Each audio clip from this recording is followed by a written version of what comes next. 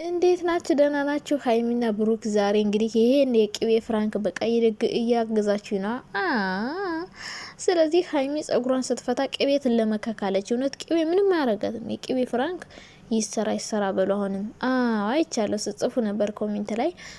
ስለዚህ እነ ሀይሚ ዛሬ ይመጣሉ በራሳቸው ቤት ማለት ነው። ሌላ ፍቅርዬን ማለት ነው። ረረረረረ ይሉሽን ባልሰማሽ ገበያ ባልወጣሽ ያለ ሀገሬ ሰው ሄርሜላ ጭራሽ ለፍቅር ስድብ ስም የቡና ቁርስ ትርጉሙን መጀመሪያ ሰርች አድርጋችሁ ሄዱና አዩት።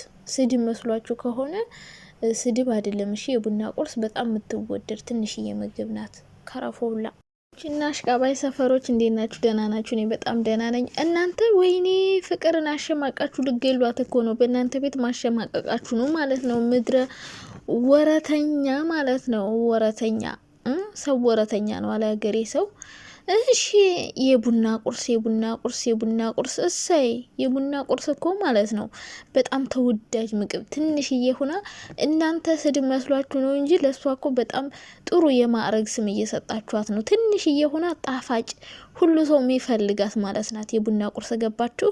ያገኝ የሚዘግንሽ እንደው እስኪ እናውራ ከተባለ እንደው ማን ነው ያገኝ እንደፈለገ ሲያደርገው የሚኖር ወንድ እየለመነ የሚሄድ ማን ነው?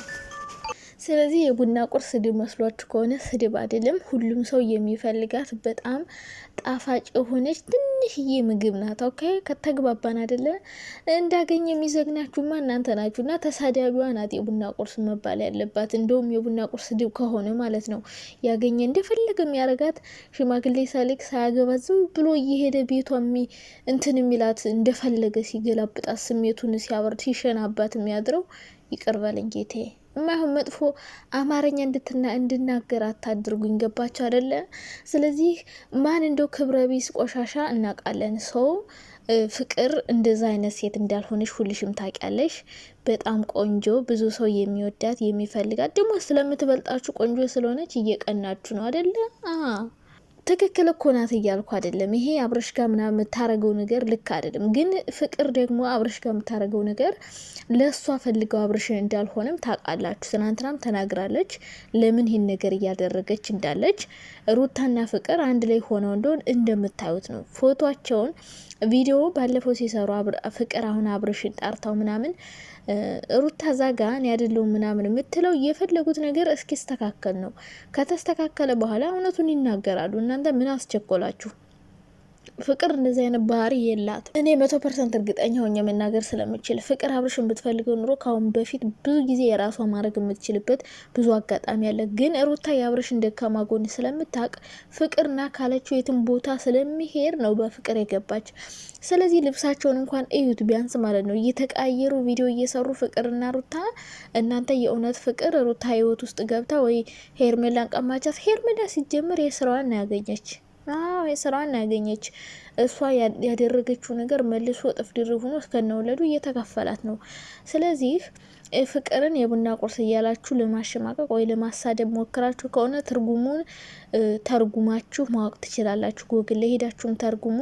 የቡና ቁርስ ስድብ ከመሰላችሁ ማለት ነው። እና ሄርሜላ አንቺን ነው አብረሽ እንደፈለገ እየመጣ የሚዘግንሽ እንጂ ፍቅርን አይደለም ውዴ። ቤትሽ እየመጣ የቤት እቃ ማልተሽ ና አብረን እንኑር እያልሽ ና ዝገነኝ ነው እንጂ መቼ እሱ ፈልጎ መጥቶ አይደለም እኮ የሚዘግንሽ።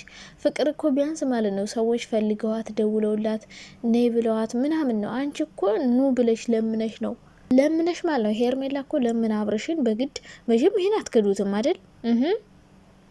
ትገዱታላችሁ። በቃ ሰው ወረተኛ ነው ታውቃላችሁ። የሆነ ሰዓት ለሆነ ሰው ማጨብጨብ ይጀምራል። ከዚያ ያን ሰው በሆነ መንገድ የሆነ ጥፋት ካጠፋ ተመልካች ሀይ ካለ ተገልብጣችሁ ወደዛ እና አቋም ያላችሁ አድናቂ ሁኑ።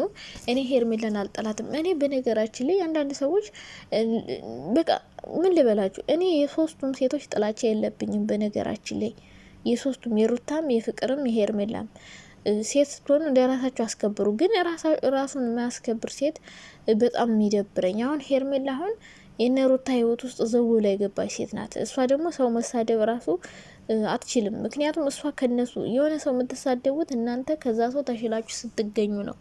ሄርሜላ ግን ከፍቅርም ከሩታም አትሻልም፣ ከፍቅርም አትሻልም። ለምን የሰው ህይወት ውስጥ ዘው ብላ ገባች? ፍቅርም ገባች፣ አንድ ናቸው። ማንንም አይመክርም፣ አይሳደብም፣ ስምም አያወጣም። ሲቀጥል ደግሞ እውነቱና ሪያሊቲው ሁሉም ነገር ስራ ነው። ይሄ ሀቅ ነው፣ ስራ ነው። ሁሉም ተመካክረው የሚሰሩት ነገር ነው። ግን አንዳንዴ ስራ ቢሆንም ብዙ ተመልካችን ስለሚያሳጣ መረዳት አይገባችሁም። ድንጋይ ራስ ናቸው። ድንጋይ ራስ ሰዎች አሉ። ተመልካችን በጣም ብዙ የሚወዳቱን ሰዎች ፍቅር ልታጣ ትችላለች በዚህ ምክንያት። ስለዚህ ፍቅርዬ ምንም ሊሰማሽ አይገባም። ወደፊት ራሱ እንደፈለጉ ሊያወሩብሽ ይችላሉ እና እንደው መሰደብ ያለበትስ ሄርሜላ ነበረች የህይወት ውስጥ መግባቷ። ፍቅርን እኔ አሁንም ቢሆን አብርሽን ፈልገው ነው አልልም፣ ወደ ሩታ ለመመለስ የሚያደርጉት ጥረት ነው። ፍቅርና ሩታ ባንዱ ነው የሚያደርጉት ነገር ነው ብዬ ነው የማስበው እንጂ ፍቅር አብርሽን ብትፈልገው ከአሁን በፊት በጣም ብዙ ጊዜ መመለስ የምትችልበት ነገር ነበረ። ያኔም ከሩታ ጋር ተመካክረው ተመልሳ መታ እኔ ሩታ ጋር እንድትመለስ ፈልጌ ነው ብላ አትነግረውም ነበረ። ዝም ብላ ተቀጥልበት ነበረ። ሩታንም መሸምጣት ትችል ነበረ።